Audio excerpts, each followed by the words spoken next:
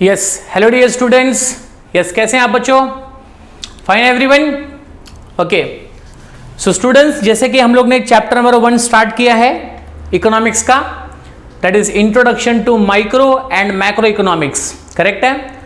और इस चैप्टर में अभी तक हम लोगों ने माइक्रो इकोनॉमिक्स से रिलेटेड सारे क्वेश्चंस को कंप्लीट किया, डिस्कस कर लिया है, और मैक्रो इकोनॉमिक्स का मीनिंग, डेफिनेशन और मैक्रो इकोनॉमिक्स का स्कोप, यहां तक के क्वेश्चंस अभी तक हमने डिस्कस कर लिए हैं, करेक्ट है। आज हमारा जो नेक्स्ट क्वेश्चन हम डिस्कस करने वाले हैं, जो नेक्स्ट क्वेश्चन मैं आपको आज पढ़ाने वाला हूं, वो है features of macro economics, okay. तो आज का क्वेश्चन हमारा क्या है बच्चों?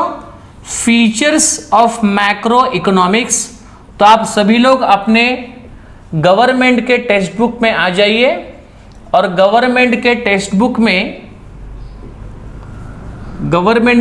बुक में आप लोग पेज नंबर 5 पे आ जाइए, पेज नंबर 5, ठीक है ना, जहां पर आपको फीचर्स ऑफ मैक्रो इकोनॉमिक्स दिया है, करेक्ट है। जो भी पॉइंट्स है, जो भी एक्सप्लेनेशन होगा, वो सब मैं आपका टेक्स्ट बुक से ही लूंगा, because you are not doing any professional course. आप एक एकेडमिक ईयर में हो जहां पर आपको 12th स्टैंडर्ड की स्टडी करनी है, और महाराष्ट्र स्टेट बोर्ड का कहना है कि जो भी आप आंसर्स लिखोगे या जो भी आपके कंटेंट्स होंगे, वो कंटेंट्स आपके गवर्नमेंट टेक्स्ट बुक से होने चाहिए, तो आपको ज़्यादा बेटर और ज़्यादा अच्छे मार्क्स मिलने के चांसेस होंगे, करेक्ट है बच्चों। तो इसलिए मैं आपको जो भी पॉइंट्स और जो भी एक्सप्लेनेशन जो भी पढ़ाऊंगा, वो सब आपके गवर्नमेंट टेक्स्ट बुक से ही होगा। सो आप लोग अपने टेक्स्ट बुक के पेज नंबर 5 पे आ जाइए, जहां पर आपको फीचर्स ऑफ मैक्रो इकोनॉमिक्स दिया गया है। तो इस फीचर को हम लोग समझेंगे, but before starting with the features of macro economics के फीचर को स्टार्ट करने के पहले हम लोग मैक्रो इकोनॉमिक्स का मतलब क्या होता है, मैक्रो इकोनॉमिक्स मतलब क्या है, उसको एक बार शॉर्ट में रिवीजन कर लेते हैं। इसके बाद में इसकी विशेषताओं को 1 बाय 1 करके हम लोग पढ़ना शुरू करेंगे, समझना शुरू करेंगे, करेक्ट है। तो बच्चों, ये मैक्रो इकोनॉमिक्स क्या होता है, ऑलरेडी मैंने आपको समझाया है कि दैट इकोनॉमिक्स को स्टडी करने के लिए, इकोनॉमिक्स जैसे साइंस को स्टडी करने के लिए देयर आर 2 मेथड्स। मतलब इकोनॉमिक्स के स्टडी करने के 2 मेथड्स हैं।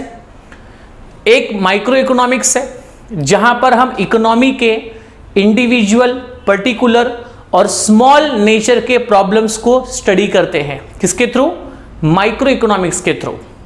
और सेकंड है आपका मैक्रो इकोनॉमिक्स, जहां पर हम अपने कंट्री के, हमारे इकोनॉमी के जितने भी एग्रीगेट वेरिएबल फैक्टर्स है, जितने भी टोटल फैक्टर्स है, मतलब यहां पर हमें वो सारे फैक्टर्स की स्टडी करनी होती है जो आपके इकोनॉमिक्स से डायरेक्टली और इनडायरेक्टली रिलेटेड है, करेक्ट है। जब हम माइक्रो इकोनॉमिक्स की बात करेंगे तो वहां पर सारे फैक्टर्स इंडिविजुअल, पर्टिकुलर नेचर के होते हैं, और जब हम मैक्रो इकोनॉमिक्स की बात करेंगे तो यहां पर जो फैक्टर्स होंगे वो सारे एग्रीगेट नेचर्स के होंगे, वो सारे टोटल नेचर्स के होंगे, करेक्ट है। तो macro economics is the study of all the aggregate factors, all the aggregate economical variable. Now aggregate economic variable का मतलब हुआ हमारे कंट्री का नेशनल इनकम, हमारे कंट्री की टोटल एम्प्लॉयमेंट, हमारे कंट्री का टोटल आउटपुट, हमारे कंट्री का टोटल इन्वेस्टमेंट, हमारे कंट्री के इकोनॉमी की जनरल प्राइस लेवल क्या है, मतलब इन्फ्लेशन, डिफ्लेशन, इन सभी चीजों को जब यहां पर एग्रीगेट तरीके से स्टडी किया जाएगा, जब इन सभी को नेशनल लेवल पर जाकर स्टडी किया जाएगा, तो इस स्टडी को हम लोग कहते हैं मैक्रो इकोनॉमिक्स, करेक्ट है। ऑलरेडी इसका मीनिंग और डेफिनेशन हमने पहले पढ़ लिया है। अब हम स्टडी करेंगे कि मैक्रो इकोनॉमिक्स के विशेषताएं क्या है, मैक्रो इकोनॉमिक्स के फीचर्स क्या हैं, उनको हम लोग यहां पर बच्चों 1 बाय 1 करके डिटेल में समझेंगे और इस पॉइंट्स को यहां से रीड करेंगे, करेक्ट है, ठीक है। इस क्वेश्चन की शुरुआत करने के पहले मैं आपको एक बात बता देता हूं कि जो भी पॉइंट्स, जो भी चीजें मैं यहां पर आपको समझाऊंगा फीचर्स ऑफ मैक्रो इकोनॉमिक्स में, वो सारे पॉइंट के पीछे कुछ ना कुछ तो स्पेसिफिक रीजन होगा। फॉर एग्जाम्पल, अगर मैं अभी मैक्रो इकोनॉमिक्स को आपको पॉइंट नंबर 1 पढ़ाऊंगा, स्टडी ऑफ एग्रीगेट, तो अगर मैं मैक्रो इकोनॉमिक्स को एग्रीगेट की स्टडी कह रहा हूं, तो एग्रीगेट स्टडी क्यों, मैक्रो इकोनॉमिक्स को हम लोग एग्रीगेट का स्टडी क्यों कह रहे हैं, उसके पीछे क्या रीजंस है। ऐसे हर एक पॉइंट जो मैं आपको पढ़ाऊंगा, सबके पीछे कुछ ना कुछ तो ऐसा स्पेसिफिक रीजंस होगा। तो वो रीजंस क्या है ना बच्चों, उसको आपको रिकॉग्नाइज करना है, उसको आपको प्रॉपर्ली कैच करना है, करेक्ट है। और उस पार्ट को आप अपने नोट टेक्स्ट बुक में क्या करोगे, अंडरलाइन करोगे, जिससे कि आपको एग्जैक्टली पता चल जाएगा कि इस पॉइंट के पीछे का एग्जैक्ट रीजन क्या है। तो वो मैं आपको यहां पर समझाऊंगा one by one. So please concentrate everyone, यहां पर आप ध्यान दीजिए and let's try to discuss the point number 1। आप टेक्स्ट बुक पे ध्यान दीजिएगा प्रॉपरली, समझाते समय आप मेरे पास ध्यान दीजिए, पढ़ाते समय आप टेक्स्ट बुक की तरफ देखेंगे तो जाके हमारी जो जुगलबंदी है वो प्रॉपर वर्क करेगी और आपको पूरा रिजल्ट और पूरा अंडरस्टैंडिंग आपको मिलेगा ही मिलेगा। करेक्ट है। चलिए शुरू करते हैं। तो मैक्रो इकोनॉमिक्स की सबसे पहली विशेषता, सबसे पहला फीचर है बच्चों, स्टडी ऑफ एग्रीगेट। चलो ठीक है, तो सर मैक्रो इकोनॉमिक्स को हम लोग स्टडी कहेंगे, किस चीज की स्टडी है ये, एग्रीगेट स्टडी है। ऑलरेडी मीनिंग से आप इस पॉइंट को कोरिलेट कर सकते हो, क्योंकि मीनिंग में ऐसा क्लियरली बता दिया गया है कि macro economics is the study of all aggregate economical variables. Correct है। जितने भी एग्रीगेट इकोनॉमिक वेरिएबल है, फॉर एग्जांपल हमारे कंट्री का national income, total employment, total output, total investment, correct है। तो ये सारे पॉइंट्स की स्टडी, ये सब एग्रीगेट नेचर के फैक्टर्स है, जिस एग्रीगेट नेचर की स्टडी यहां पर मैक्रो इकोनॉमिक्स के अंतर्गत की जाती है। इसलिए मैक्रो इकोनॉमिक्स को हम लोग कहते हैं स्टडी ऑफ क्या बच्चों, एग्रीगेट। मतलब जहां पर हम उसी सभी फैक्टर्स की या उन्हीं सभी वेरिएबल्स की स्टडी करते हैं जो एग्रीगेट नेचर के हैं, मतलब जिनका रिलेशन किसी एक पर्टिकुलर पर्सन से नहीं, किसी एक पर्टिकुलर इंडस्ट्री से नहीं, जिनका रिलेशन होल नेशन से होता है, जिसका रिलेशन हमारी इकोनॉमी से है, जिसका रिलेशन हमारे राष्ट्र से है। जैसे यहां पर हम अगर इनकम की स्टडी करेंगे तो यहां पर पूरे राष्ट्र के इनकम की स्टडी करेंगे। यहां पर अगर हम आउटपुट की स्टडी करेंगे तो किसी इंडस्ट्री के आउटपुट की स्टडी नहीं कर रहे, हम लोग हमारे कंट्री के टोटल आउटपुट की स्टडी कर रहे हैं, which is contributed by primary sector, secondary sector and tertiary sector. Correct है। तो बच्चों मैक्रो इकोनॉमिक्स में आपको जो भी पढ़ना है वो होल इकोनॉमिक से रिलेटेड पढ़ना है, जो भी आपको पढ़ना है वो सब एग्रीगेट नेचर के फैक्टर्स की स्टडी करनी है। इसलिए मैक्रो इकोनॉमिक्स की स्टडी को हम लोग क्या बोलेंगे, स्टडी ऑफ एग्रीगेट। करेक्ट है। आइए देखिए इसके अंदर क्या पर्टिकुलरली आपको समझाया गया है। यस, पॉइंट बाय वन यहां पे हम समझेंगे। तो पॉइंट नंबर 1 पे आप लोग बच्चों आइए यहां पे।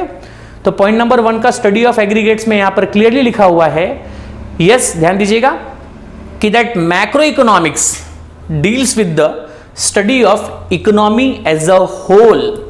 मतलब मैक्रो इकोनॉमिक्स पूरे इकोनॉमी मतलब पूरे अर्थव्यवस्था की संपूर्ण स्टडी करता है। अर्थव्यवस्था में जितने भी एग्रीगेट फैक्टर्स हैं, जितनी भी एग्रीगेट वेरिएबल्स है, उन सबकी स्टडी यहां पर मैक्रो इकोनॉमिक्स के जरिए की जाती है। ये फर्स्ट पॉइंट आपको याद रखना है। सेकंड पॉइंट इसमें लिखा है कि इट इज कंसर्न विथ, मतलब मैक्रो इकोनॉमिक्स का जो रिलेशन है वो किसके साथ है बच्चों, एग्रीगेट कॉन्सेप्ट्स के साथ। अगेन एग्रीगेट कॉन्सेप्ट्स मतलब क्या क्या, जब जब मैं कहूंगा aggregate variable, aggregate variable, aggregate variable, तब तब आपको ध्यान रखना है कि मैंने अगर एग्रीगेट वेरिएबल कहा है मतलब मैं किसकी बात कर रहा हूं, मैं बात कर रहा हूं नेशनल इनकम की, मैं बात कर रहा हूं नेशनल आउटपुट्स की, नेशनल एम्प्लॉयमेंट की, general price level and business cycle etcetera. तो ये जितने भी फैक्टर्स मैंने यहाँ पे स्टडी किए बच्चों, ये सारे आपके एग्रीगेट कॉन्सेप्ट्स है। और ऐसे एग्रीगेट कॉन्सेप्ट्स की स्टडी मैक्रो इकोनॉमिक्स करता है, इसलिए मैक्रो इकोनॉमिक्स को कहते हैं स्टडी ऑफ क्या, एग्रीगेट। अभी माइक्रो इकोनॉमिक्स को हम लोग एक स्मॉल यूनिट की स्टडी क्यों कहते हैं, क्योंकि वो सिर्फ इंडिविजुअल और स्मॉल नेचर के प्रॉब्लम्स की स्टडी करता है। लेकिन मैक्रो को हम लोग एग्रीगेट क्यों कह रहे हैं, क्योंकि मैक्रो जितने भी यहां पर इकोनॉमिक वेरिएबल की स्टडी करेगा वो सारे कौन से नेचर के बच्चों, एग्रीगेट नेचर के हैं। इसलिए मैक्रो इकोनॉमिक्स को कहेंगे स्टडी ऑफ क्या, एग्रीगेट। Agreed now. तो ये आपका पॉइंट नंबर 1 हुआ, आप इसको समझ के रखिए, याद रखिएगा। आइए बच्चों सेकंड पॉइंट में चलते हैं। दूसरी विशेषता मैक्रो इकोनॉमिक्स की ये है कि that it is the income theory. चलिए इसके ऊपर ना बच्चों कई बार आपको गिव रीजन या फिर एग्री डिसएग्री जैसे क्वेश्चंस जो है वो इस पॉइंट पे पूछे गए हैं। सो मैं चाहूंगा कि इस पॉइंट के पीछे का एग्जैक्ट रीजन क्या है वो आपको पता चले, वो आपको समझ में आए। करेक्ट है। तो मैक्रो इकोनॉमिक्स का सेकंड फीचर है, दूसरी विशेषता है कि मैक्रो इकोनॉमिक्स को हम लोग इनकम थियरी कहते हैं। ये कई दफा आप लोगों को ऑब्जेक्टिव में पूछा गया है कि that macro economics is a dash theory. तो macro economics is the income theory आपको बताना है।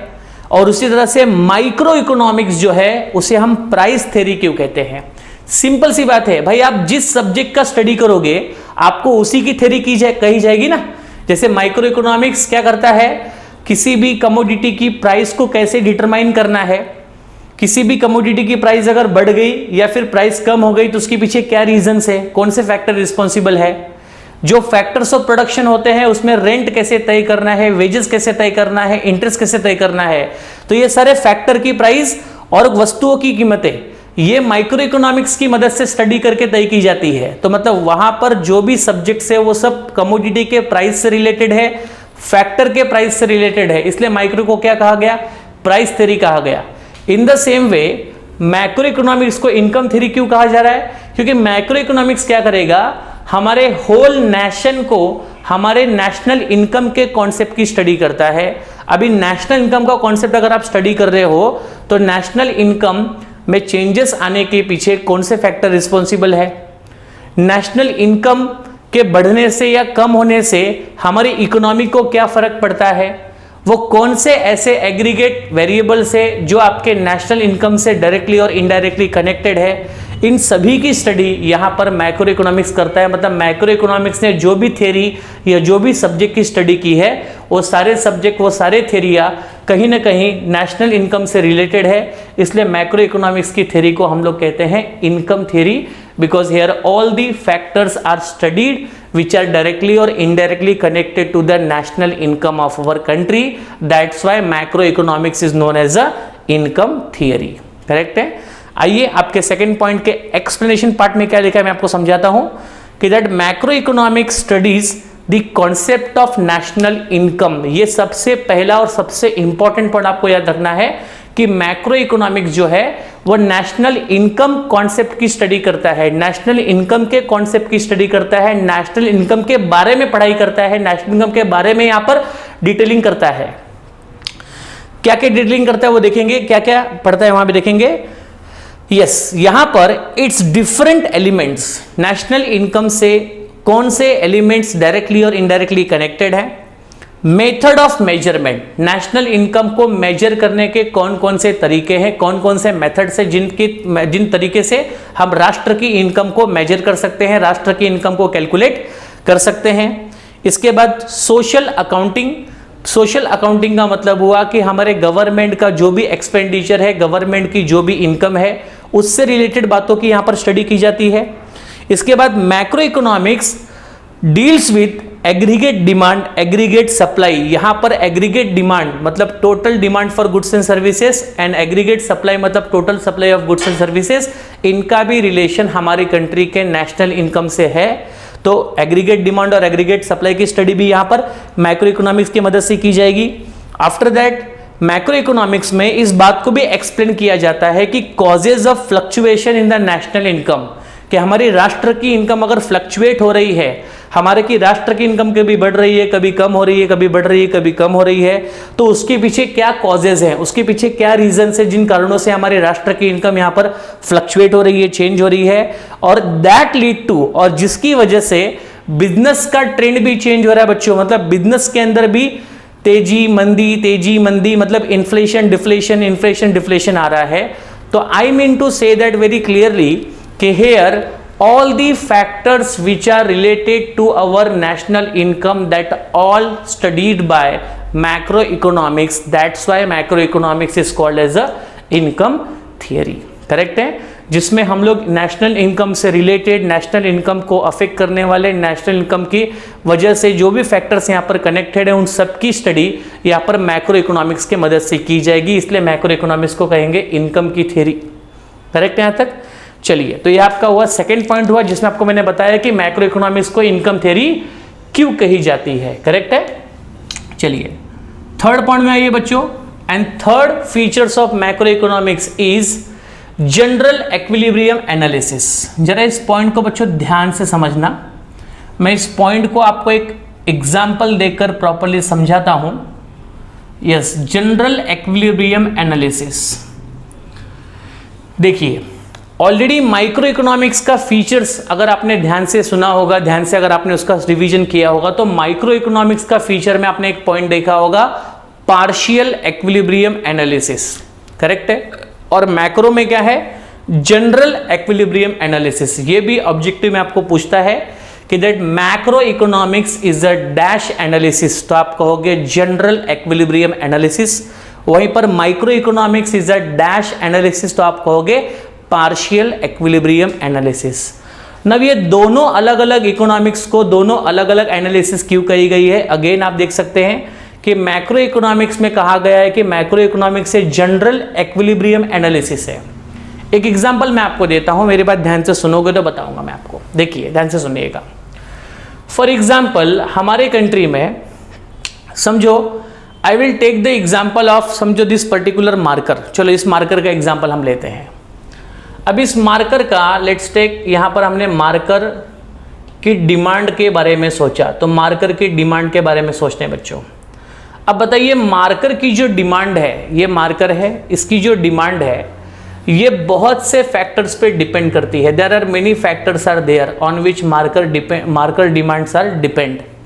फॉर एग्जांपल मार्कर का प्राइस, ये सबसे इंपॉर्टेंट फैक्टर है। इसके बाद मार्कर आप जिस कंट्री में बेच रहे हो वहां के लोगों की इनकम इंपॉर्टेंट है। गवर्नमेंट ने जो टैक्सेशन की पॉलिसी, जीटी मतलब गवर्नमेंट की जो टैक्सेशन पॉलिसियां है, जो मार्कर पे टैक्स लगा होगा, करेक्ट है। इसके अलावा मार्कर की मार्केट में अवेलेबिलिटी कितनी है उस पर भी डिपेंड करता है। इसके बाद हम कह सकते हैं कि दैट मार्कर जो प्रोड्यूसर है उसकी क्वालिटी क्या है उस पर भी डिपेंड करेंगे। जहां पर आप मार्कर बेच रहे हो वहां के लोगों का टेस्ट एंड प्रेफरेंस क्या है मार्कर के प्रति, उस पर भी डिपेंड है। तो मेरा कहने का मतलब है कि मार्कर की जो डिमांड है ये बहुत से ऐसे फैक्टर्स है जिसके ऊपर मार्कर की डिमांड क्या होती है बच्चों, डिपेंड होती है। तो हमने अगर समझो मार्कर की डिमांड ये सारे फैक्टर्स पे डिपेंड है, और इसके अलावा और भी बहुत सारे फैक्टर है जिसपे और मार्कर की डिमांड क्या है, डिपेंड है। आप मार्कर की जगह पे किसी और भी कमोडिटी का या किसी और भी सर्विस का एग्जांपल यहाँ पे ले सकते हो। तो कहने का मतलब ये हुआ कि हमारे कंट्री में टोटल मार्कर की डिमांड जो है वो ये सारे फैक्टर्स पे डिपेंड है। तो ये जो मैक्रो इकोनॉमिक्स है ये क्या करेगा, सारे फैक्टर्स को जनरली इक्विलिब्रियम में स्टडी करेगा। मतलब यहां पर मैक्रो इकोनॉमिक्स इसमें से किसी भी फैक्टर को ऐसा सेपरेट नहीं करेगा, किसी भी फैक्टर को यहां पर वो अलग नहीं करेगा।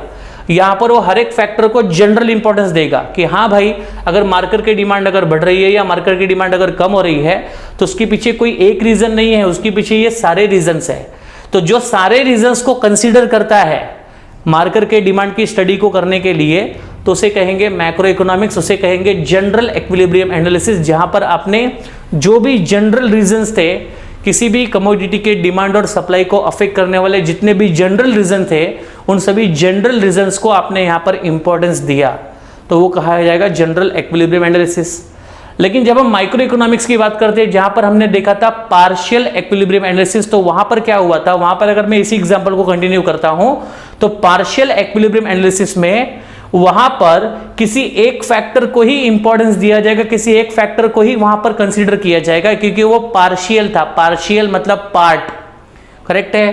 तो वो क्या करेगा, ये सारे फैक्टर्स को कांस्टेंट मानेगा, बोलेगा ये सारे फैक्टर में कोई चेंजेस नहीं आया है, सिर्फ मार्कर की डिमांड में चेंज आया। किसकी वजह से बच्चों, प्राइस की वजह से। तो यहां पर किसी एक पार्ट को इंपॉर्टेंस दिया है, तो वो माइक्रो इकोनॉमिक्स से ऐसा कर सकता है क्योंकि माइक्रो इकोनॉमिक्स एक पार्ट की स्टडी करता है, करेक्ट है। वो पूरे होल इकोनॉमी की स्टडी नहीं करता है, लेकिन मैक्रो जो है वो पूरे होल इकोनॉमिकल फैक्टर की स्टडी करेगा जो आपके डिमांड को, सप्लाई को, एम्प्लॉयमेंट को, आउटपुट को अफेक्ट कर रहे हैं, करेक्ट है ना।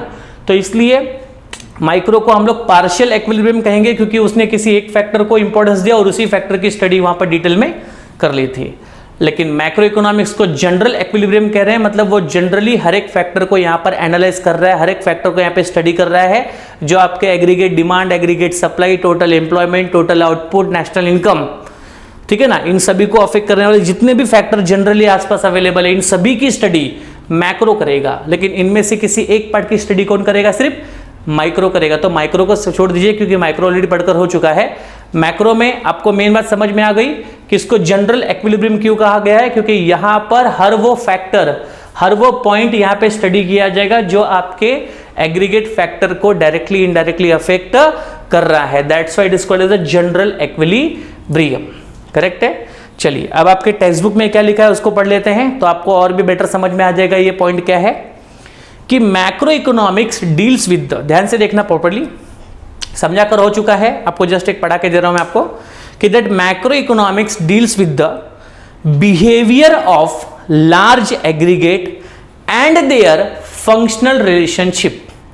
ना मैक्रो इकोनॉमिक्स का काम ही है, क्या काम है कि लार्ज एग्रीगेट फैक्टर्स के बिहेवियर को, बिहेवियर का मतलब है उनके अंदर जो चेंजेस आ रहे हैं बच्चों, चेंजेस, जैसे एग्रीगेट डिमांड अगर चेंज हो रहा है, एग्रीगेट सप्लाई चेंज हो रहा है, हमारे कंट्री का टोटल एम्प्लॉयमेंट अगर चेंज हो रहा है, हमारे कंट्री का नेशनल इनकम अगर चेंज हो रहा है, मतलब उसका बिहेवियर यहां पर स्टडी किया जा रहा है। और प्लस ये चेंज क्यों हो रहा है, उसके ऊपर कौन से फैक्टर रिस्पॉन्सिबल है, तो वो सारे फैक्टर्स के साथ में इनका क्या है, फंक्शनल रिलेशनशिप है। तो यहां पर एग्रीगेट डिमांड का अगर मैं एग्जांपल लेता हूं तो एग्रीगेट डिमांड के बिहेवियर में होने वाला चेंज भी मैक्रो इकोनॉमिक स्टडी करेगा। और एग्रीगेट डिमांड ये कौन से फैक्टर्स पे डिपेंड है, उसका रिलेशन किसके साथ है, उसकी भी स्टडी कौन करेगा, मैक्रो इकोनॉमिक्स करेगा।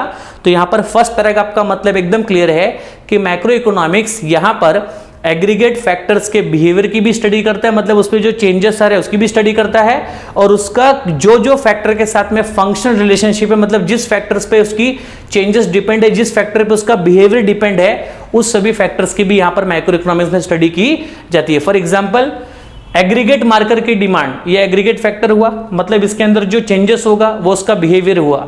अब उसका इन सभी के साथ में क्या है बच्चों, फंक्शनल रिलेशनशिप है, इन सभी के साथ में उसका डिपेंडेंट रिलेशनशिप है, मतलब इसकी डिमांड इन सभी फैक्टर्स पे क्या है, डिपेंड है, मतलब इनका इन सभी के साथ में कौन सा रिलेशन बच्चों, फंक्शनल रिलेशनशिप है। तो वो क्या करेगा मैक्रो इकोनॉमिक्स, एग्रीगेट मार्कर के डिमांड के बिहेवियर को भी स्टडी करेगा, उसके अंदर चेंजेस आ रहा है उसकी भी स्टडी करेगा, और चेंजेस आने के पीछे कौन कौन से फैक्टर रिस्पॉन्सिबल है उनकी स्टडी भी मैक्रो इकोनॉमिक्स करेगा। वो सारे फैक्टर की यहां पर स्टडी मैक्रो इकोनॉमिक्स के द्वारा की जाएगी। आगे इसमें लिखा है बच्चों कि general equilibrium deals with the behaviour of demand, supply and price in the whole economy. पूरे होल इकोनॉमी के अंदर डिमांड, प्राइस, सप्लाई, इनमें जो भी चेंजेस आएंगे उन सभी बिहेवियर, उन सभी चेंजेस की यहां पर पूरी स्टडी की जाएगी, और वो सारे फैक्टर्स को यहां पर स्टडी किया जाएगा जिनकी वजह से हमारे कंट्री में डिमांड, सप्लाई या किसी भी कमोडिटी की प्राइस बढ़ रही है या फिर कम हो रही है। करेक्ट है यहां तक? तो यहां पर सभी फैक्टर को इक्वली रिस्पॉन्सिबल, इक्वली यहां पर इंपॉर्टेंस दिया गया है, जिनकी वजह से हमारे एग्रीगेट फैक्टर में चेंजेस आ रहे हैं।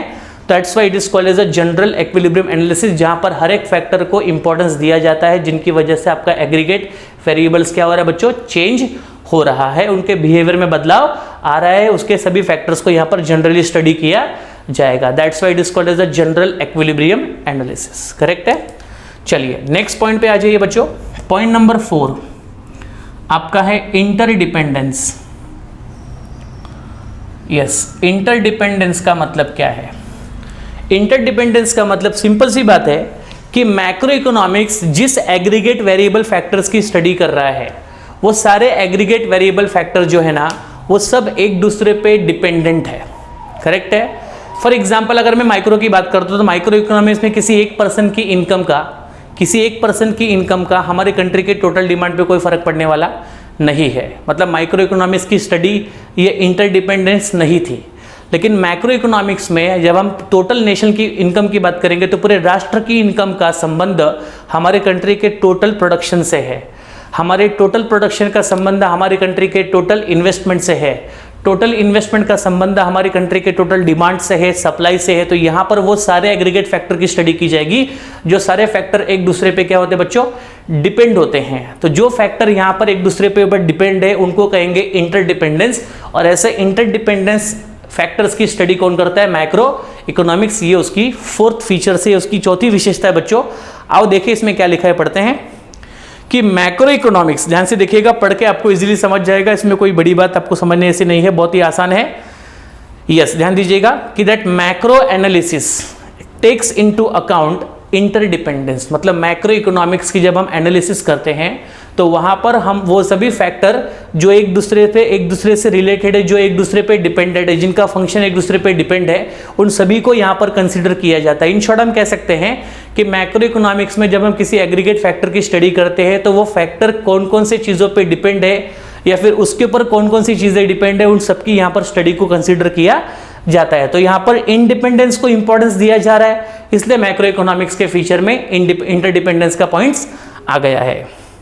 यस, सच एज देखो income, output, employment, investment, price level, income, output, employment, investment और प्राइस लेवल, ये सब एक दूसरे पे कहीं ना कहीं बच्चों क्या है, डिपेंड है। फॉर एग्जांपल हमारे कंट्री के इनकम अगर समझो बढ़ेगा, तो इनकम कब बढ़ेगा, जब हमारी कंट्री में आउटपुट बढ़ेगा, क्योंकि जब तक आउटपुट नहीं बढ़ेगा, जब तक प्रोडक्शन नहीं होगा, तब तक हमारी कंट्री का इनकम बढ़ने वाला नहीं है। तो यहाँ पे इनकम और आउटपुट क्या हो गया बच्चों, रिलेटेड हो गया।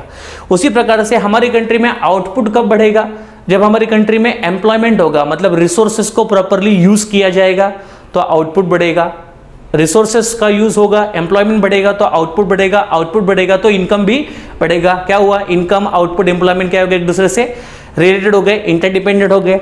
उसी प्रकार से हमारी कंट्री में एम्प्लॉयमेंट कब बढ़ेगा, रिसोर्सेज कब आएंगे, जब उसके अंदर लोग पैसे इन्वेस्टमेंट करेंगे, तो इन्वेस्टमेंट भी इनसे क्या हो गया, रिलेटेड हो गया। और इन्वेस्टमेंट हमारी कंट्री में तब आएगा जब हमारी कंट्री का प्राइस लेवल बच्चों मेंटेन्ड होगा, क्योंकि अगर प्राइस में अगर इन्फ्लेशन चल रहा है, महंगाई बहुत चल रही है, तो उस समय कोई भी ज्यादा पैसे इन्वेस्ट नहीं करेगा। डिफ्लेशन, मंदी आ गई है, तो वहां पर भी इन्वेस्टमेंट की प्रॉब्लम्स आ सकती है। तो कहने का मतलब सिंपल है कि यहां पर जो भी एग्रीगेट फैक्टर की स्टडी की जाएगी, वो सारे एग्रीगेट फैक्टर ऐसे होंगे जो इंटरडिपेंडेंट है, जो एक दूसरे पे डिपेंड है, तो उनके इंटरडिपेंडेंसी को भी मैक्रो इकोनॉमिक्स में स्टडी किया जाएगा। ये उसकी चौथी विशेषता है। यस, फॉर एग्जाम्पल आपको दिया है, देखो क्या बहुत ही अच्छा एग्जाम्पल है, आपको समझ में आएगा कि changes in the level of investment, अगर इन्वेस्टमेंट के लेवल में चेंजेस आया तो उसकी वजह से finally result into the changes in level of income, क्योंकि इन्वेस्टमेंट अगर कम ज्यादा हुआ तो आउटपुट भी कम ज्यादा होगा, आउटपुट अगर कम ज्यादा हुआ तो इनकम भी क्या होगा, ऑफकोर्स चेंज होगा।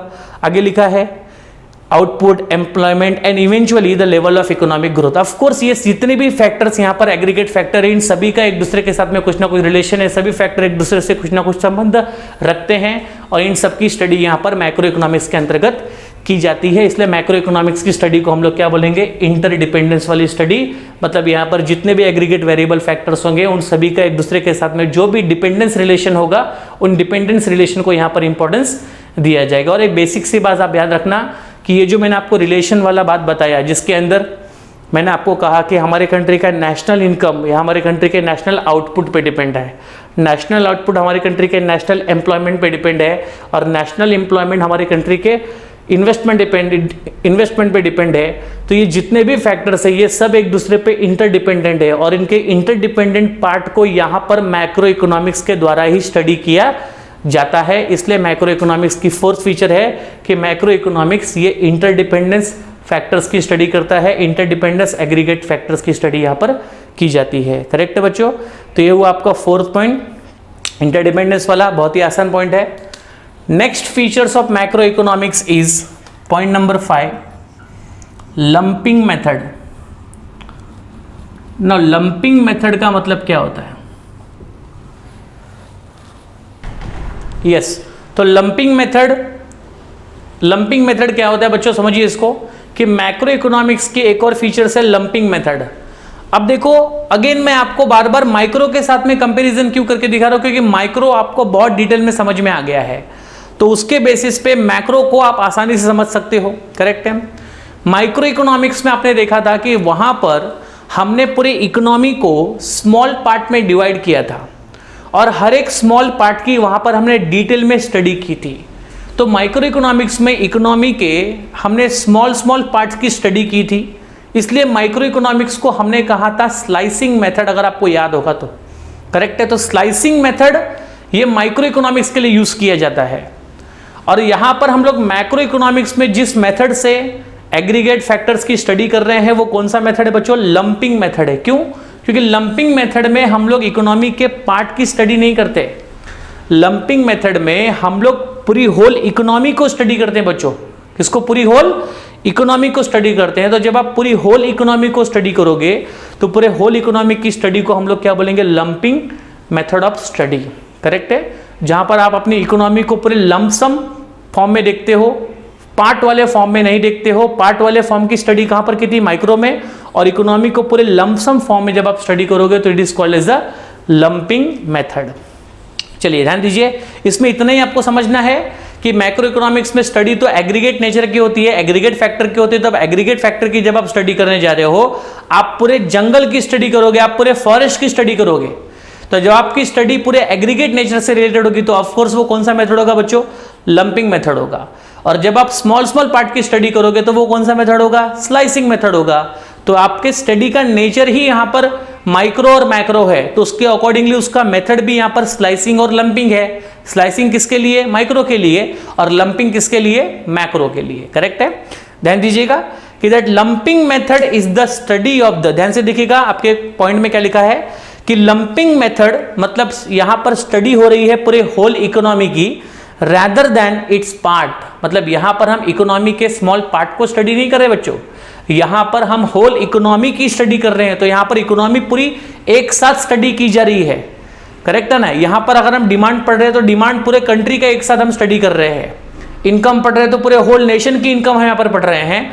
तो जब आप कोई भी चीज पूरे एक साथ स्टडी करते हो, एग्रीगेट फॉर्म में करते हो, होल फॉर्म में करते हो, तो उसके लिए जो मेथड आपकी इकोनॉमिक यूज करती है उसको बोलेंगे हम लोग लंपिंग मेथड। आगे बढ़ेंगे। अकॉर्डिंग टू प्रोफेसर बोल्डिंग का यहां पर एक डेफिनेशन है, वो कहते हैं कि forest is an aggregation of trees. Forest में बहुत सारे ट्री एग्रीगेट होते हैं, but it does not रिवेल the property of an individual tree. लेकिन पूरे फॉरेस्ट की स्टडी करके आप किसी एक ट्री की प्रॉपर्टी या किसी एक ट्री के अंदर क्या क्वालिटीज है वो आप बता नहीं सकते। I mean to say that कि एक ट्री की प्रॉपर्टी अगर आपको पता करनी है तो उसके लिए आपको स्लाइसिंग मेथड, उसके लिए आपको माइक्रो इकोनॉमिक्स को यूज करना होगा। और आपको अगर पूरे फॉरेस्ट का रिवेलिंग करना है, पूरे फॉरेस्ट का डिटेल अगर आपको जानना है तो उसके लिए आपको पूरे फॉरेस्ट की एक साथ स्टडी करनी पड़ेगी, जिसको हम लोग क्या बोलेंगे? Lumping method. करेक्ट है? Yes. This रिवेल the difference between micro and macro economics. और इस फॉरेस्ट और ट्री के एग्जांपल से आपको माइक्रो और मैक्रो में क्या डिफरेंसेस है, क्या फर्क है, वो आपको आसानी समझ में आ जाएगा। करेक्ट है ना? तो ये आपका हुआ बच्चों लंपिंग मेथड, जहां पर आपको पूरे लमसम पूरे होल इकोनॉमी की स्टडी यहां पर करनी होती है, जिसको कहेंगे लंपिंग मेथड। और जब आप इकोनॉमी के स्मॉल पार्ट की स्टडी करोगे तो उसको हम लोग क्या बोलेंगे? Slicing method. करेक्ट है? तो ये हुआ आपका लंपिंग मेथड का फीचर्स। नेक्स्ट पॉइंट में आइए बच्चों। नेक्स्ट पॉइंट आपका है ग्रोथ मॉडल। ठीक है, ग्रोथ मॉडल। ये ग्रोथ मॉडल का मतलब क्या होता है कि मैक्रो इकोनॉमिक्स में वो सारे फैक्टर्स, वो सारे तरीके जो जिनकी वजह से आपकी इकोनॉमिक ग्रोथ हो सकती है, मतलब जिसकी वजह से आपकी कंट्री का आर्थिक विकास, आपकी कंट्री की इनकम बढ़ सकती है, आपकी कंट्री में ग्रोथ हो सकता है, डेवलपमेंट हो सकता है, वो सारे फैक्टर, वो सारे तरीके यहां पर स्टडी किए जाते हैं और उन्हीं को हम लोग कहते हैं ग्रोथ मॉडल। मतलब मैक्रो इकोनॉमिक्स उन्हीं सभी फैक्टर्स और वो सारी चीजों की स्टडी करता है जो आपके इकोनॉमी को ग्रो करने में, जो आपके आर्थिक स्थिति को बढ़ाने में, डेवलप करने में आपकी हेल्प करते हैं। करेक्ट है? ध्यान दीजिएगा। यस, पॉइंट नंबर 6 में ये ग्रोथ मॉडल में कि दैट मैक्रो इकोनॉमिक स्टडीज, ध्यान से देखना पॉइंट को, मैक्रो इकोनॉमिक स्टडी करता है, यस, स्टडी करता है वेरियस फैक्टर, वो सारे फैक्टर्स की मैक्रो इकोनॉमिक स्टडी करता है दैट कंट्रीब्यूट, जिनका योगदान है, मतलब जो सहभागी है to economic growth and development, मतलब जो हमारे कंट्री के आर्थिक वृद्धि और हमारे कंट्री के आर्थिक विकास में कंट्रीब्यूशन देते हैं, उन सभी फैक्टर्स की यहां पर मैक्रो इकोनॉमिक्स के द्वारा स्टडी की जाती है, जिनके ऊपर हमारी कंट्री का ग्रोथ और डेवलपमेंट क्या होता है? डिपेंड होता है। ठीक है? और ये जो फैक्टर होते हैं जिनके ऊपर हमारे कंट्री का ग्रोथ एंड डेवलपमेंट डिपेंड है, उसी फैक्टर को हम लोग बोलते हैं ग्रोथ मॉडल। तो ग्रोथ मॉडल का मतलब होता है that all the factors which are responsible or which are contributing towards the growth and development of our economy, मतलब हमारी अर्थव्यवस्था के ग्रोथ और डेवलपमेंट के पीछे जो फैक्टर कंट्रीब्यूट कर रहे हैं, जो फैक्टर रिस्पॉन्सिबल है, उन सभी फैक्टर्स को यहां पर हम कहेंगे ग्रोथ मॉडल। और जब आप वो सारे फैक्टर्स की स्टडी कर लेते हो जिनके ऊपर आपकी कंट्री का ग्रोथ एंड डेवलपमेंट डिपेंड होता है, उसी की मदद से आप आसानी से अपने कंट्री का आर्थिक विकास कैसे किया जाए या कौन सी पॉलिसियां बनाई जाए या वो कौन से घटक उसके लिए रिस्पॉन्सिबल है, उनको भी आप आसानी से समझ सकते हो। देखो इसमें लिखा है इट इज यूजफुल। क्या यूजफुल? ग्रोथ मॉडल, मतलब वो सारे फैक्टर्स आपके लिए यूजफुल होंगे in developing a growth model and this growth models are used. और यही सारे फैक्टर्स को, यही सारे मॉडल्स को हम लोग यूज करेंगे, मेथड को यूज करेंगे, जिसकी मदद से हम आसानी से स्टडी कर सकते हैं हमारी कंट्री का economic development. I mean to say that कि मैक्रो इकोनॉमिक्स जो है वो सारे ग्रोथ मॉडल को डेवलप करता है, वो सारे फैक्टर्स को यहाँ पर स्टडी करता है जो आपके कंट्री के इकोनॉमिक ग्रोथ और डेवलपमेंट में कंट्रीब्यूशन दे रहे हैं। करेक्ट है ना? तो इसलिए इसको, इस मैक्रो इकोनॉमिक्स की स्टडी को क्या बोला है? ग्रोथ मॉडल की स्टडी है। मतलब ये हमेशा वो सारे मेथड, वो सारे तरीके, वो सारे फैक्टर्स की स्टडी करेगा जो आपके आर्थिक ग्रोथ और आर्थिक डेवलपमेंट में कंट्रीब्यूशन देते हैं। करेक्ट है। चलिए पॉइंट नंबर 7 में आइए। पॉइंट नंबर 7 आपका है बच्चों जनरल प्राइस लेवल। देखो general price level is just opposite of individual price of a commodity. अगर मैं समझो किसी एक कमोडिटी की प्राइस अगर बात कर रहा हूं तो उसको हम कहेंगे इंडिविजुअल प्राइस लेवल, जो कि माइक्रो इकोनॉमिक्स करता है। लेकिन जब हम बात कर रहे हैं जनरल प्राइस लेवल की बात करें बच्चों, तो जनरल प्राइस लेवल का मतलब हुआ कि जहां पर हम अपने कंट्री के अंदर वी कैन से ऐसा कह सकें कि अगर हम जनरल प्राइस लेवल अगर कैलकुलेट करना चाहे तो क्या करना होगा, हमारे कंट्री के अंदर जितने भी गुड्स एंड सर्विसेज का प्रोडक्शन होता है उन सभी गुड्स एंड सर्विसेज की प्राइस का हमें एवरेज निकालना पड़ेगा। करेक्ट है। तो जब हम अपने कंट्री के पूरे गुड्स एंड सर्विसेज के प्राइस का जब हम एवरेज निकालते हैं तो उस एवरेज को हम लोग क्या बोलते हैं बच्चों, जनरल प्राइस लेवल। करेक्ट है। तो मैक्रो इकोनॉमिक्स जो है वो यहां पर किसी एक पर्टिकुलर गुड्स एंड सर्विसेज के प्राइस की स्टडी नहीं करता है, एक पर्टिकुलर गुड्स एंड सर्विसेज के प्राइस के बढ़ने और कम होने के बारे में स्टडी नहीं करेगा। वो होल नेशन पूरे कंट्री के अंदर जो भी गुड्स एंड सर्विसेज की जो एवरेज प्राइस होगी, जो भी जनरल प्राइस होगी, उसके बारे में मैक्रो इकोनॉमिक्स स्टडी करेगा। इसलिए मैक्रो इकोनॉमिक्स के स्टडी में जनरल प्राइस लेवल का ही यहां पर बात किया गया है, किसी इंडिविजुअल प्राइस लेवल की बात यहां पर बिल्कुल भी नहीं की गई है। ठीक है ना, ध्यान दीजिएगा। यस, जनरल प्राइस लेवल में आइए। Determination and changes in general price level are studied in macro economics. मतलब डिटर्मिनेशन का मतलब वो सारे फैक्टर्स जो फैक्टर आपके कंट्री के जनरल प्राइस लेवल के लिए रिस्पॉन्सिबल है, मतलब जिनकी वजह से आपके कंट्री में इन्फ्लेशन डिफ्लेशन जैसे प्रॉब्लम्स आते रहते हैं, उनके डिटर्मिनेंट्स मतलब उनके वो सारे फैक्टर जिसके ऊपर आपका कंट्री का इन्फ्लेशन डिफ्लेशन डिपेंड करता है। इसके बाद आपके कंट्री में जो प्राइस लेवल में बदलाव आया है, वस्तुओं की कीमतें बढ़ गई है, वस्तुओं की कीमतें कम हो गई है, तो इन सभी के पीछे कौन से फैक्टर रिस्पॉन्सिबल है, उनकी स्टडी यहाँ पर मैक्रो इकोनॉमिक्स के माध्यम से की जाती है। General price level is the average. क्या होता है जनरल प्राइस लेवल? जहां पर हम लोग एवरेज निकालते हैं all prices of goods and services currently being produce in the economy. हमारे इकोनॉमी में जितने भी गुड्स एंड सर्विसेज का प्रोडक्शन किया गया है वो सारे गुड्स एंड सर्विसेज की प्राइजेस का जब हम एवरेज कैलकुलेट करते हैं तो that average is called as a क्या, जनरल प्राइस लेवल। करेक्ट है। और इस जनरल प्राइस लेवल के बेसिस पे ही हम अपने कंट्री में इन्फ्लेशन डिफ्लेशन जैसे चीज़ों का, इन्फ्लेशन डिफ्लेशन जैसे इकोनॉमिकल फैक्टर्स का हम लोग यहाँ पर स्टडी कर सकते हैं, and that is possible only through macro economics. Correct है। चलिए ये हो गया आपका 7 point. Let discuss the one more point, last point आपके फीचर्स का मैक्रो इकोनॉमिक्स का, which is called as a policy oriented.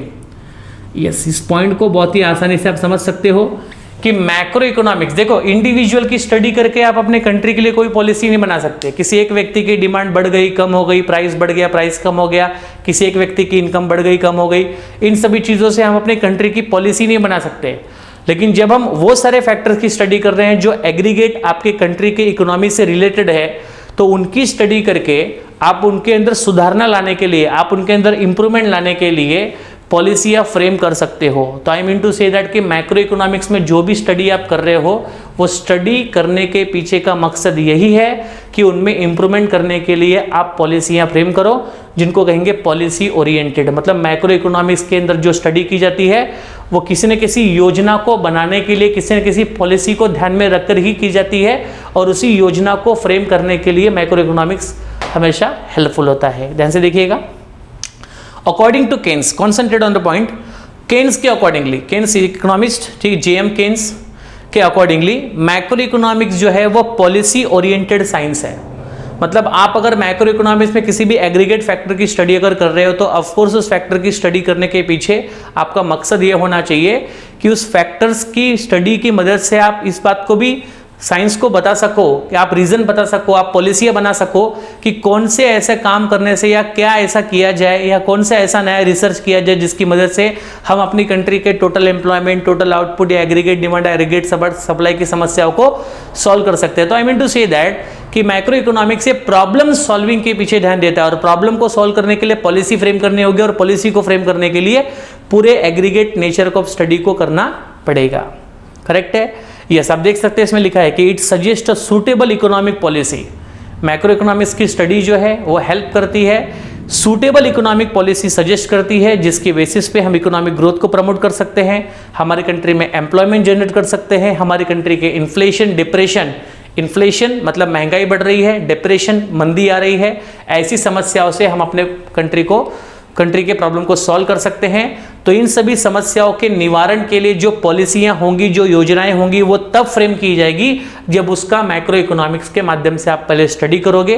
तो मैक्रो इकोनॉमिक्स की जो स्टडी है वो हमारे कंट्री में ग्रोथ एंड डेवलपमेंट से रिलेटेड पॉलिसियों को फ्रेम करने में हेल्प करती है। इसलिए मैक्रो इकोनॉमिक्स की स्टडी को क्या कहा गया है? पॉलिसी ओरिएंटेड, जिसके बेसिस पे हम अपने कंट्री में एम्प्लॉयमेंट जैसी समस्या है, इन्फ्लेशन, डिप्रेशन, डिमांड सप्लाई जैसे जो भी प्रॉब्लम्स है उनके लिए कुछ नई योजनाएं, परियोजनाएं फ्रेम कर सकते हैं, बना सकते हैं। इसलिए मैक्रो इकोनॉमिक्स की स्टडी को क्या कहा गया? Policy oriented.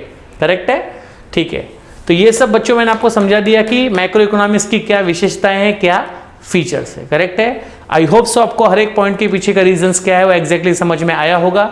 आप इस वीडियो को एक बार दो बार वापस रिपीटेडली देखेंगे और जो पैराग्राफ, जो भी पॉइंट्स उसमें लिखे गए उसको अगर आप एक बार रीड करेंगे तो ये पूरा क्वेश्चन आपके दिमाग में आसानी से बैठ जाएगा। तो हर एक पॉइंट के पीछे का रीजंस क्या है वो रीजन आपको यहाँ पर कैच करना जरूरी है। करेक्ट है? ठीक है स्टूडेंट्स, तो यहाँ पर हमारा मैक्रो इकोनॉमिक्स का फीचर फिनिश होता है। तो आप इसको रीड कीजिए प्रॉपर तरीके से, इसके मीनिंग डेफिनेशन के साथ इसको पढ़ना। 4 मार्क्स के लिए आए या फिर 8 मार्क्स के लिए, 8 मार्क्स के लिए जनरली नहीं आएगा, लेकिन 4 मार्क्स के लिए अगर आपको फीचर और मैक्रो इकोनॉमिक्स आया तो वहां पर आपको 6 पॉइंट लिखना पड़ेगा। तो वैसे हमने 8 पॉइंट यहाँ पर पढ़े हैं, तो जो भी 6 पॉइंट आपको इजीली समझ में आ गए होंगे उस 6 पॉइंट को आप वहां पर आसानी से लिख सकते हो। करेक्ट है यहाँ तक? तो यहाँ पर हमारा मैक्रो इकोनॉमिक्स का फीचर फिनिश होता है। मिलते हैं हम लोग नेक्स्ट वीडियो में, जहां पर हम लोग नेक्स्ट क्वेश्चन डिस्कस करेंगे मैक्रो इकोनॉमिक्स का, and which is about importance of macro economics. ठीक है? तब तक बाय एवरीवन, टेक केयर, जय हिंद।